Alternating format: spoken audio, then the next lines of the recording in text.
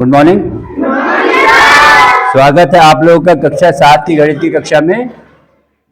हम लोग इकाई 5 अभ्यास 5 में हम लोग देख रहे हैं समरूप त्रिभुज चैप्टर में अभ्यास 5 समरूप आप लोग को बता चुके हैं। उस पर आधारित एक प्रश्न है। समरूप फिगर या समरूप आकृति में क्या होता बताया था, figures are equiangular means figure कैसे होते हैं, समान कोण के होते हैं, ठीक। और भुजाएं कैसी होती है, संगत भुजाओं का अनुपातिक होती हैं। संगत भुजाओं का अनुपात समान संगत भुजाएं अनुपात में होती हैं। यहां पे क्या दिया, त्रिभुज ABC और त्रिभुज PQR कैसे हैं, समरूप में है, तो इसकी संगत भुजाएं अनुपात में होंगी, इसकी संगत भुजाएं अनुपात में होंगी और कोण भी बराबर होंगे। तो figure should be equi angular. अगर संगत भुजाएं अनुपात में है तो यहां पे हमें क्या मिलेगा, देखो AB बटे PQ संगत भुजाएं बराबर BC बटे QR बराबर AC बटे PR, यानी AB अपॉन PQ बराबर BC बटे हो जाएगा आपके पास QR, ये हो जाएगा आपके पास AC बटा PR। और प्रश्न में ये दिया है कि आज देखा जाए त्रिभुज ABC की तीनों भुजाएं दे रखी हैं। AB 2 centimetre, BC 3 centimetre, AC 2.8 centimetre. PQR में आपके पास सिर्फ QR की भुजा दी हुई है 1.5 सेंटीमीटर, और जबकि आपको PQR की शेष भुजा PQ और PR को कैलकुलेट या ज्ञात करना है हमें। अब यहाँ पे इसका मान लिख दीजिए। AB का मान क्या है, 2 सेंटीमीटर। PQ का मान क्या है, नहीं मालूम, हमें ऐसे लिख दीजिए। BC का मान क्या है बेटा, 3। QR का मान 1.5। QR कितना है, 1.5। AC कितना है, 2.8। और PR कितना है, PR हमें यहाँ पे ज्ञात करना है, यानी हमें PQ और PR ज्ञात करना है। अगर देखा जाए तो हमें ये चीज पता है, ऐसा है कि नहीं है। तो हम लोग क्या करेंगे, 2 बटा PQ बराबर 3 बटे 1.5 को इसको हल कर देंगे। दूसरे में 3 बटा 1.5 बराबर 2.8 बटे PR इसको हल कर देंगे। तो यहाँ पे दशमलव हटेगा तो 0 बढ़ जाएगा, 15 दूनी हो जाएगा 30, है ना। तो 2 बटे PQ बराबर 2, तो हम कह सकते हैं PQ कितना आ जाएगा, 2 बटा 2 कैंसिल होकर दे देगा 1 सेंटीमीटर, यानी जो भुजा PQ है उसकी माप हो जाएगी 1 सेंटीमीटर। इसी तरह से त्रिभुज PQR की दूसरी भुजा हम लोग PR ज्ञात कर लेंगे। 3 बटे 1.5 को हल करेंगे, बोल बैठ जाओ, तो कितना आ जाएगा ये, 15 दूनी 30, 2 बराबर 2.8 बटे PR, ये हो जाएगा आपके पास। PR कितना हो जाएगा, 2.8 बटे 2, PR हो जाएगा आपके पास 1.4 सेंटीमीटर। यानी PQR की दो भुजा, एक PQ हो गया आपके पास, PQ कितना निकाला हमने यहाँ पे 1 सेंटीमीटर, और PR हमने ज्ञात किया है 1.4 सेंटीमीटर, 1.4 सेंटीमीटर, ठीक है। चलिए अब ये देखिए, आपकी किताब का चौथा प्रश्न है। चौथे प्रश्न में कहा गया है त्रिभुज ABC में MN और BC समांतर हैं। त्रिभुज ABC में MN और BC कैसी है, समांतर है। समांतर मीन्स हाँ, दोनों लाइनें समान दूरी पर हैं। समांतर भुजाओं में मैंने बताया था, जब भी शब्द समांतर आएगा हमेशा तुरंत दिमाग में रेल की पटरी आ जाए, समांतर होती हैं। आपकी कॉपी में जो लाइनें होती हैं ये भी समांतर हैं। ऐसी लाइन जो कभी किसी से मिले नहीं, आगे बढ़ाने पर जितनी भी बढ़ा दो, ठीक है। अब इसमें क्या हो गया, इसके बाद त्रिभुज एबीसी के शेष कोणों का मान बताइए। अगर देखा जाए आपके पास दो त्रिभुज हैं, कौन कौन से हैं? त्रिभुज AMN और त्रिभुज ABC।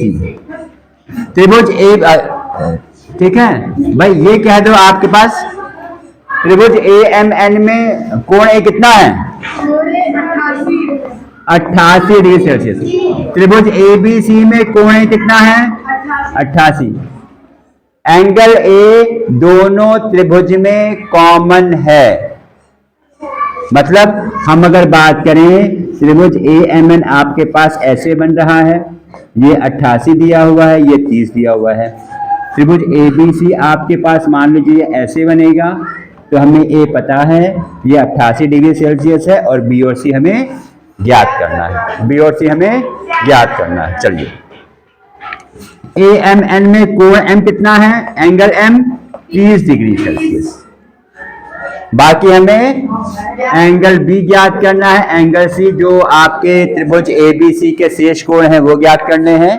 ठीक है, अब इसमें क्या किया जाए भाई, इसके बारे में कोई कुछ कहना चाहेगा?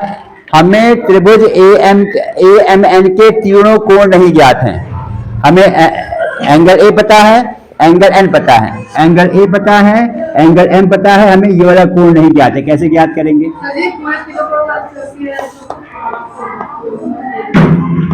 कैसे ज्ञात करेंगे?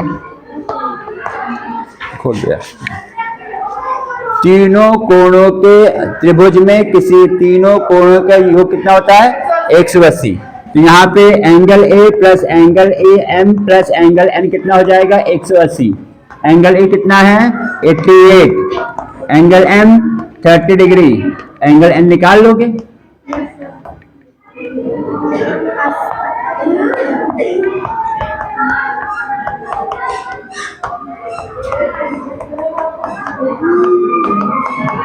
कितना आएगा?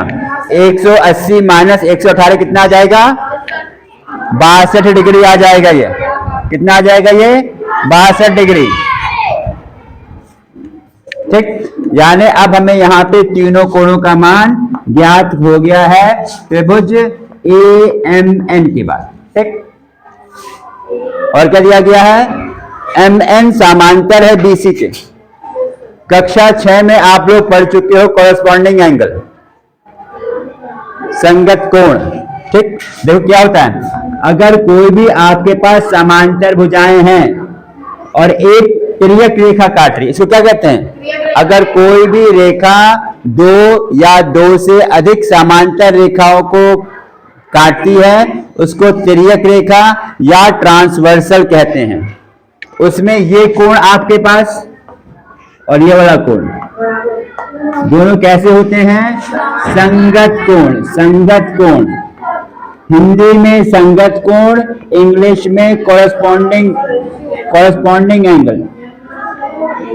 इंग्लिश में कॉरेस्पॉन्डिंग एंगल। ठीक, अगर इसमें बहुत ध्यान देखिएगा, ये MN आपका समांतर है BC के। MN समांतर है BC के, और ये जो लाइन है ये क्या हो जाएगी? ये हो जाएगी तिर्यक रेखा, हो जाएगा ऐसे।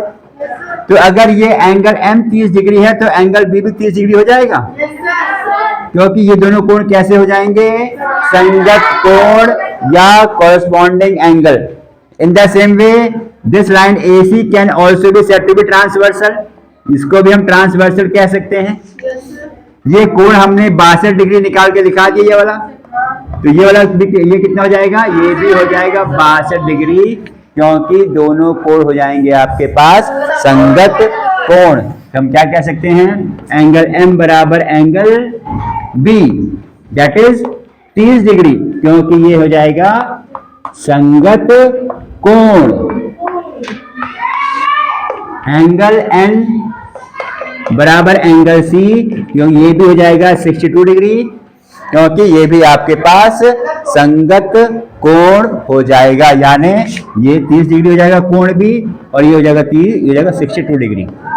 यानी ये दोनों आकृति कैसी आ गई है? दोनों आकृति में कोण समान है। और समरूप आकृति का कॉन्सेप्ट यह है किसी भी दो समरूप आकृति में उनकी भुजाओं का अनुपात समान होता है।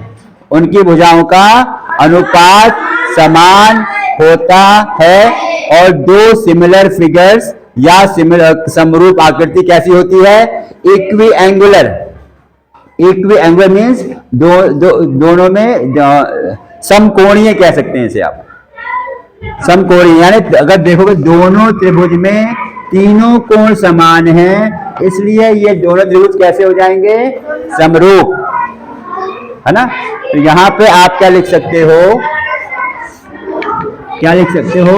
एंगल बी कितना आ जाएगा आपके पास यहाँ पे? 30 degree. Angle C 62 degree. Angle N हो जाएगा 62 डिग्री। तो क्योंकि क्या हो गया?